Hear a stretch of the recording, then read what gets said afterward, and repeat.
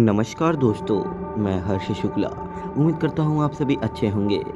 दोस्तों, आज की कहानी एक ऐसे आदमी की है जो हर सुबह पिछली रात की सारी बातें भूल जाता था। शुरू में अर्नव को लगा कि शायद ये सिर्फ थकान की वजह से हो रहा है, लेकिन एक रात उसने अपने लिए कुछ अजीब सी बातें लिख दी।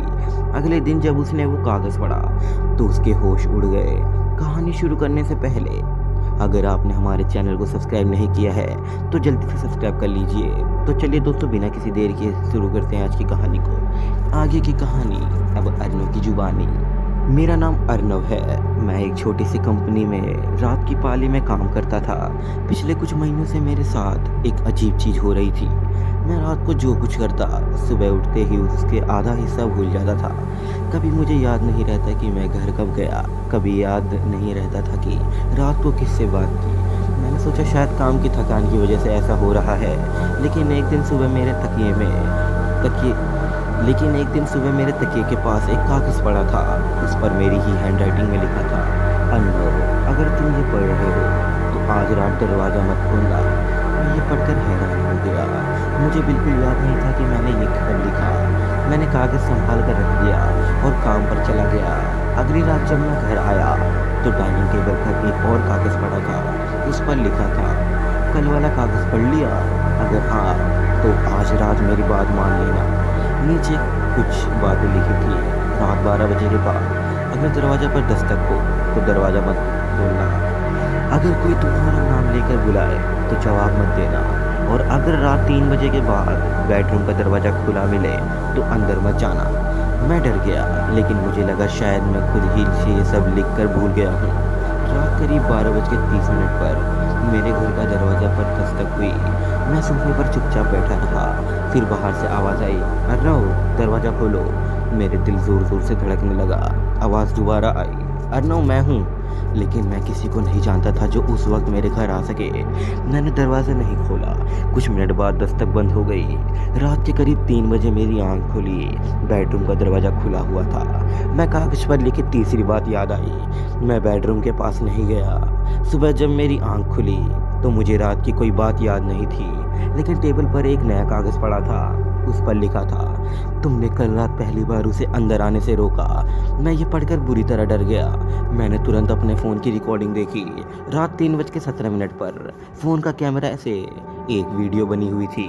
वीडियो में मैं अपने आप को बेडरूम के दरवाजे के सामने खड़ा हुआ देख रहा था। मैं किसी से बात कर रहा था, लेकिन बेडरूम के अंदर कोई नज़र नहीं आ रहा था। वीडियो में मेरी आवाज़ आ रही थी, तुम मुझे हर सुबह क्यों भुला देते हो? फिर एक दूसरी आवाज़ आई, क्योंकि तुम मुझे याद रखोगे तो तुम भाग जाओगे। वीडियो वहीं ख़त्म हो गई। मैं कुछ देर तक फ़ोन को देखता रहा। फिर मुझे अपनी अलमारी में एक पुरानी डायरी मिली। डायरी के हर पेज पर एक ही बात लिखी हुई थी, अर्नव, तुम भूलोगे, इसलिए सब कुछ लिखते जाना। मैंने पेज पलटा। डायरी में लिखा था कि ये सब आज से नहीं बल्कि पिछले 17 दिनों से हो रहा है। हर रात कोई मेरे घर के बाहर आता था। मैं उससे बात करता था और सुबह सब कुछ भूल जाता था। सबसे आखिरी पेज पर लिखा था, आज रात वो तुमसे कहेगा कि तुम उससे पहले से जानते हो, उसकी बात मत मानो। रात हुई, 12 बजे तक कुछ नहीं हुआ। 1 बजे भी सब शांत था। फिर 2:55 पर मेरे बेडरूम से किसी के हंसने की आवाज़ आने लगी। मैंने सोफे से उठकर बेडरूम की तरफ गया। मैंने दरवाजे के पास ही रुक गया। अंदर से आवाज़ आई, अर्नव, मुझे याद करो। मैंने आंखें बंद कर ली। फिर आवाज़ आई, तुम मुझे हर दिन भूल जाते हो। मैंने पूछा, तुम हो कौन? अंदर से जवाब आया, मैं तुम्हारा वो हिस्सा हूँ जिसे तुमने खुद भुला दिया। मेरे हाथ कांपने लगे। मैंने डायरी खोली और आखिरी पेज देखा, लेकिन अब उस पर एक नई लाइन लिखी हुई थी जो पहले वही नहीं थी। अगर तुमने उसे पूछ लिया है तुम हो कौन, तो कल सुबह तुम मुझे भी भूल जाओगे। मैं तुरंत डायरी बंद करने लगा।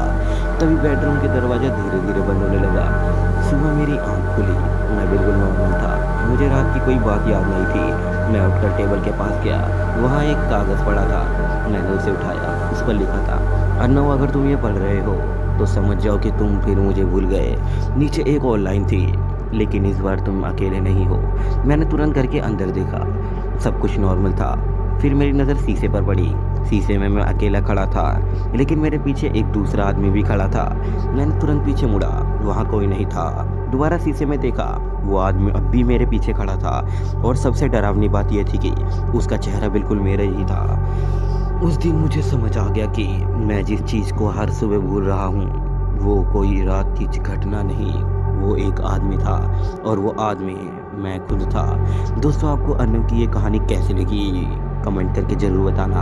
अगर स्टोरी पसंद आई हो तो वीडियो को लाइक करना और चैनल को सब्सक्राइब करना बिल्कुल मत भूलना। मैं हर्ष शुक्ला मिलूंगा अगली डरावनी कहानी के साथ। तब तक के लिए बाय बाय।